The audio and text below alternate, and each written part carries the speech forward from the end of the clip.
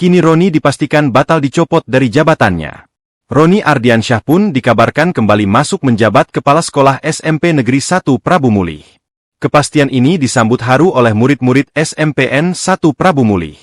Sebuah video yang beredar di media sosial dibagikan Prabu Mulih Insta, Rabu, 17 September 2025, menunjukkan ratusan siswa berbaris menyambut kedatangan Roni bak pahlawan di halaman sekolah. Teriakan dan tepuk tangan meriah terdengar, menandakan rasa cinta dan hormat mereka kembali dipimpin oleh Roni Ardiansyah.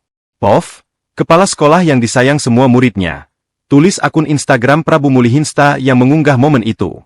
Roni Ardiansyah datang ke sekolah dengan mobil hitam yang diiringi beberapa mobil di belakangnya perlahan masuk ke tengah kerumunan siswa.